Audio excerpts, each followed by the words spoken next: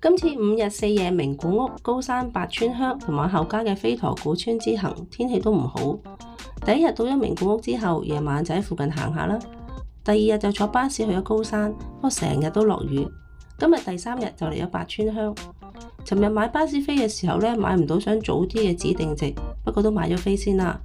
咁其實你早啲去排隊呢，尤其是我得一個啦，通常都會可以早啲有位俾你上嘅。我來回都係咁。去問佢都話佢 full晒。咁跟住呢，仲有我前邊有即係一家3口一 group 啦，3口都上咗，跟住我一個人上，咁就唔使喺個車站度白等大半個鐘啦。而家呢，就行上去個展望台先。唔搭個 shuttle bus 呢，咁就喺呢條路度行上去個觀景台。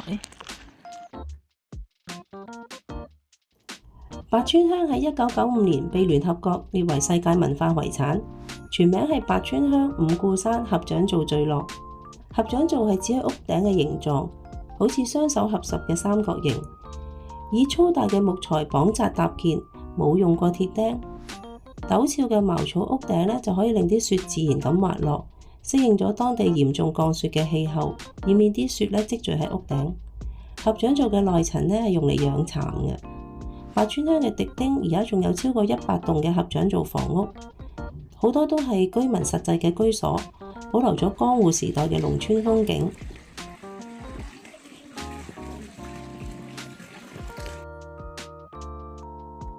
就喺頭先付費上展望台嘅巴士站後邊，經過和田家，咁就有條斜路一路行上去嘅展望台啦。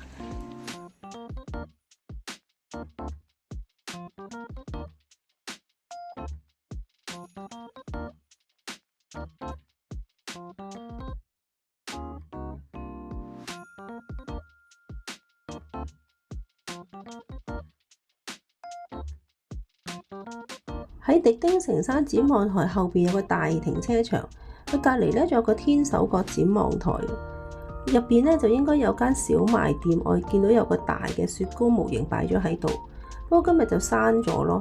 如果唔係呢，可以入去光顧下，買少少嘢食，就可以喺個高啲嘅展望台度望落去，不過今日就冇開。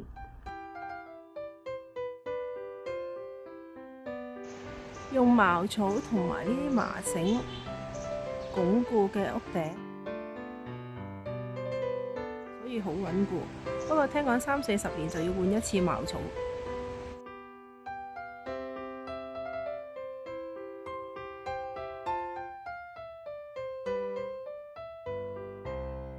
哇！呢個飛駝牛串燒好多人排隊啊！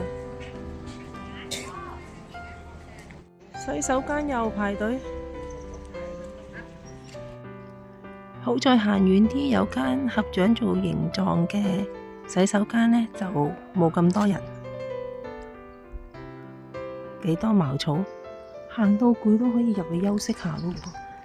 有個 rest area。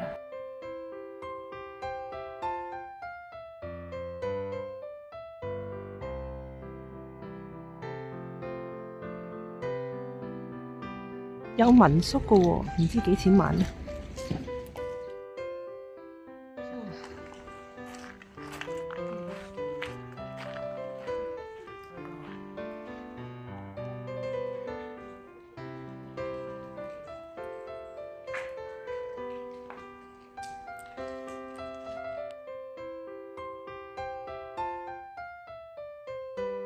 嚟到三小屋呢度呢，就稍為少啲人。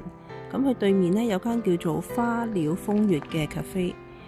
如果你有興趣飲下咖啡、食下甜品，又可以有窗口位嘅話呢，就可以望住呢三小屋啦。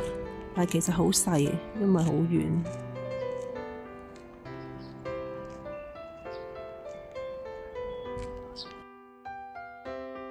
又開始落雨啦，要快啲行返啲泥濘路出去。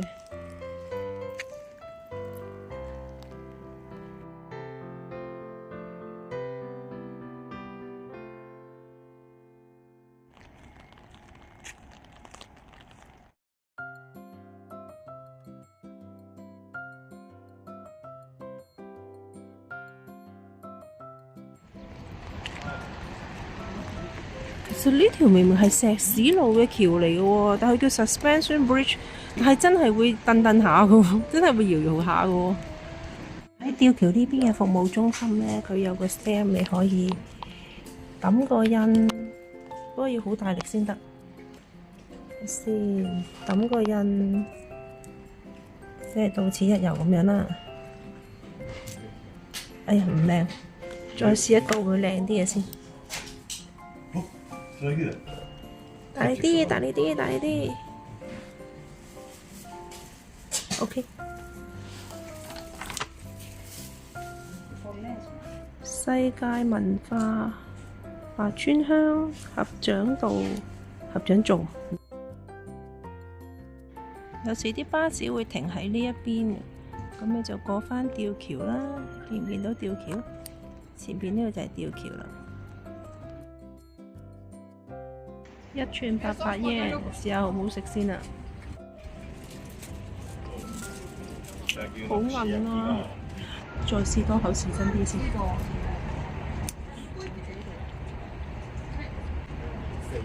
我真係覺得好韌。佢1串有4嚿，有一嚿我淨係食唔到，要掠返出嚟嘅，其餘嗰幾嚿都係有啲勉強先咬到吞落去。係咪我唔好彩呢？就喺吊橋對面呢間買嘅。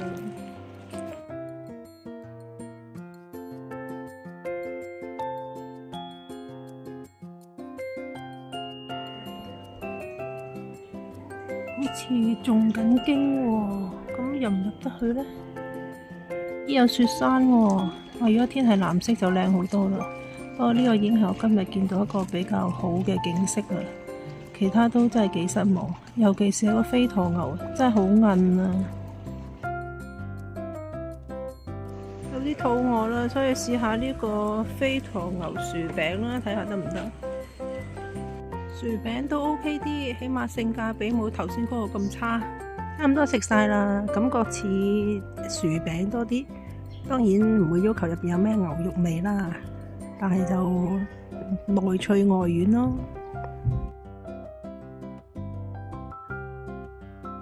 呢間係今朝好多人排隊嗰間啊！佢個飛驒牛串燒仲平啲啊，750 yen 咋。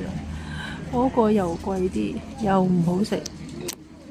你頭先嗰間飛驒牛串燒咧，入邊有埋 souvenir shop， 都幾多嘢買。我揀咗啲雪櫃磁貼啦、咩嚟啦，同埋買咗啲曲奇餅。呢個係呢間金藤商店限定嘅喎，呢個幾得意我覺得，可以當電話繩或者掛喺手度。本來冇乜興趣入嚟嘅，但我 book 咗嘅時間又未到，可以改嘅，但係應該都 reserve 都滿咗，又唔知改唔改到，咁入嚟參觀下啦，除鞋先。其實雖然未入過嚟，但係感覺都好似好熟咁。因為網上咧已經睇過好多和田家入邊嘅擺設佈置。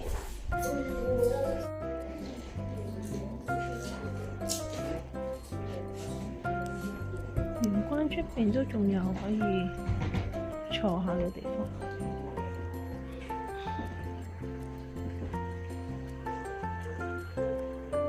2樓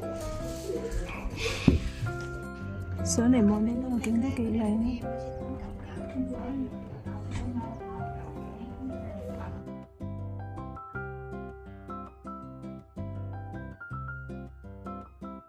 就係用呢啲麻繩咧綁住一根同一根之間嘅柱，一頭釘都冇用過。上面就係屋頂啦。啲設計真係好靚。呢度就話俾你聽，你望上去就可以睇到呢個和田家嘅屋頂啦，就係呢個3角形嘅屋頂啦。